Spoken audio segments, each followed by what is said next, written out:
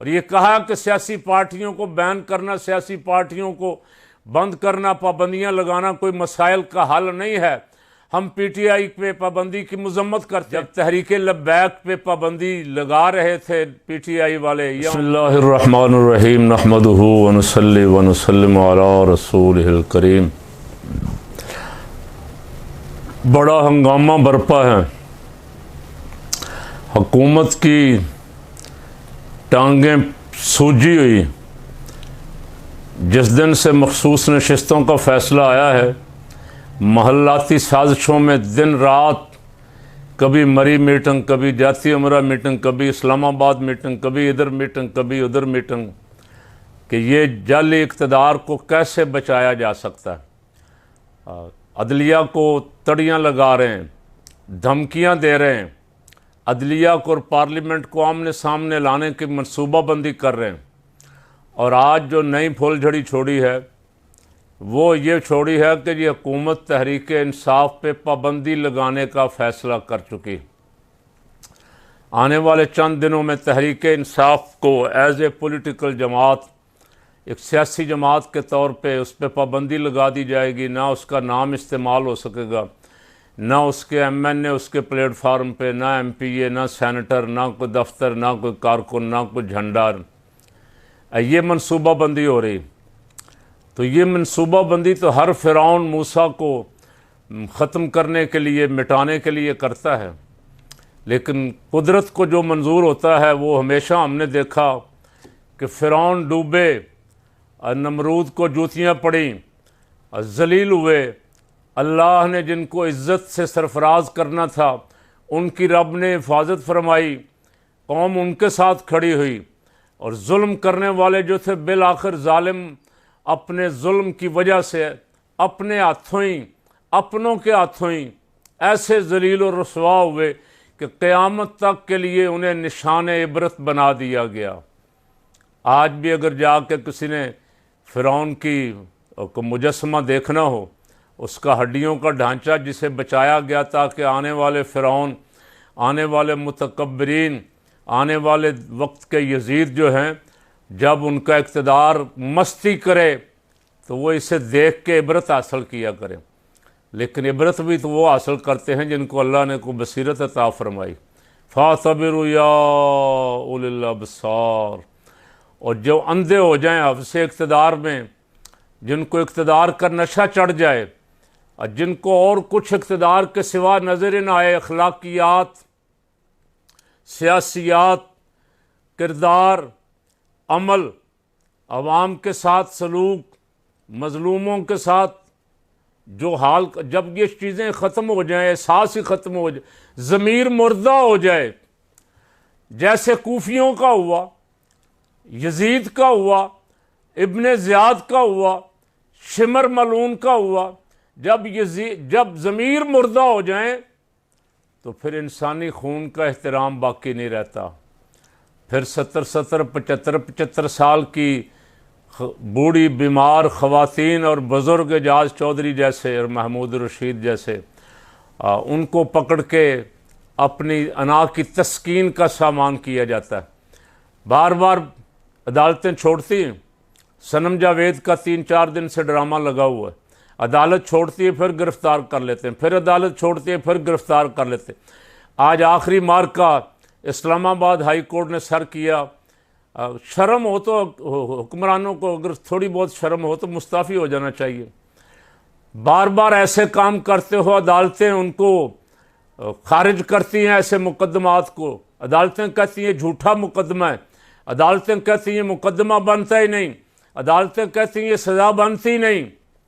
और बजाय इसके कि उस पर शर्मिंदगी का इज़हार करें, अब बैठ के मामला तय करने की तरफ आएँ, खौफ एक खाए जा रहा है कि हमने पिछली इम्पोर्टेड हुकूमत में 16 महीने जो जुल्म किया है और अब जब से आए हैं अब जो जुल्म किया है इसका बदला हमसे लिया। ये खौफ खाए जा रहा है जो टिकने नहीं दे रहा, बैठने नहीं दे रहा, जो आराम और चैन नहीं आने दे रहा। अब छोड़ी है कि पीटीआई पे बतौर जमात हम पाबंदी लगाने जा रहे हैं। अगर ये पाबंदी इतनी आसान होती, और आपके बस में होती तो बहुत पहले आप लगा चुके होते। आप 2017 में जब पीटीआई ने आपको नाकों चने चबवाए ना, आपको नज़र आ रहा था 2018 के इलेक्शन का रिजल्ट पहले ही, आप उस वक्त लगा लेते। उस वक्त आप बड़ी पावर में थे। आप बाद में भी बड़ी 16 महीने हुकूमत आई आपके पास, आपने बड़े बड़े अजीब केस जिस पे दुनिया हंसती थी वो बनाए, उन पे बहुत सारे, मैं जिक्र नहीं करता उनका, ऐसे ऐसे शर्मनाक केस बनाए जो तारीख में स्याह रूप से लिखे जाएंगे, लेकिन आप उनको ख़त्म नहीं कर सके। वो रोज़ बरोज़ बढ़ते जा रहे हैं, उनकी मकबूलियत बढ़ती जा रही। जेलों में बंद करने के बावजूद वो असम्बलियों में पहुँचे, इलेक्शन जीते और बड़ी भारी अक्सरियत से जीते। उसके मुकाबले में आपको 17-18 सीटों पे हुकूमत दे दी गई। कराची में शिकस्त फाश से 2-4 होने वाली एमक्यूएम को 17-18 सीटें दे दी गई। इसी तरह पीपल पार्टी जिसकी 50% भी नहीं बनती थी, उसको पूरी सीटें दे दी गई। अब आप इस उम्मीद पे हैं कि शायद पाबंदी लगाएंगे तो पाबंदी लगाने से हमारा मुखालिफ हरीफ ख़त्म हो जाएगा। फ़कीर ने पहले भी जब तहरीक लब्बैक पे पाबंदी लगा रहे थे पीटीआई वाले, या उनसे लगवा रहा था कोई और, उस वक्त भी अर्ज़ किया था कि ये तुम्हारे लिए शर्मिंदगी बन जाएगी, सुप्रीम कोर्ट से ये पाबंदी उड़ जाएगी, सुप्रीम कोर्ट में तुम इस पाबंदी को साबित नहीं कर सकोगे। यहाँ हर सियासतदान, नवाज शरीफ कहता था बेनज़ीर सिक्योरिटी रिस्क है, बेनज़ीर कहती थी नवाज शरीफ गद्दार है, ये मोदी का यार है। एक दूसरे को गद्दार तो हमेशा करार देते रहे हैं सियासतदान, लेकिन इस बुनियाद पे पाबंदी लगा के दूसरे को ख़त्म करने का किसी का ख्वाब भी पूरा नहीं हुआ। एएनपी पे भुट्टो साहब ने पाबंदी लगाई थी, उन्होंने दूसरे नाम से जमात बना ली। चंद सालों बाद जब सुप्रीम कोर्ट में बैठे हुए लोग बदले तो वो पाबंदी भी उड़ गई।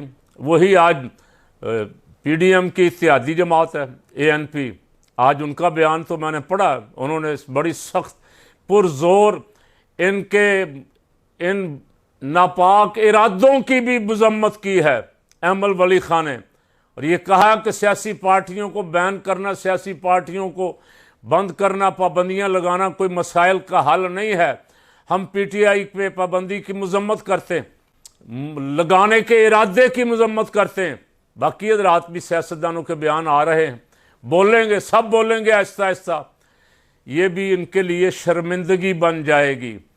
अब मैं अर्ज़ कर रहा था कि जब लब्बैक पे पाबंदी लगा रहे थे उस वक्त मैंने उनसे कहा था कि ये पाबंदी कायम नहीं रह सकेगी, अगर ये सुप्रीम कोर्ट तक गई तो उड़ जाएगी, लेकिन अल्लाह का शुक्र है वो सुप्रीम कोर्ट में जाने से पहले पहले ही उड़ गई।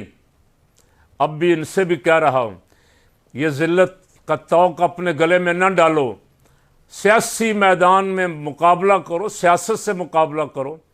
अवाम अगर उनके साथ हैं तो तुम काम को भले करो, इंसानों वाले काम करो, अवाम तुम्हारे साथ हो जाए। आपको ऐसे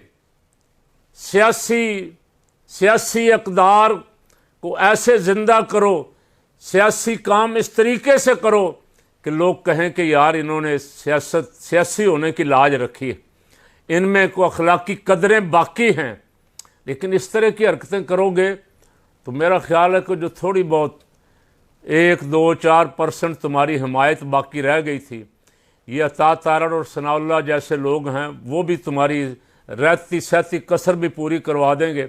और इक़्तिदार से जिस दिन तुम्हें निकाला जाएगा, फिर मियाँ साहब कहेंगे मैंने कदम बढ़ाया, पीछे मुड़ के देखा कोई भी नहीं था। और ख्वाजा आसिफ कहता है जिस दिन मियाँ प्लेटलेट मियाँ के गिर रहे थे, अस्पताल लाया गया था, तो 10 आदमी भी एहतजाज करने वाले नहीं थे। क्यों आएंगे?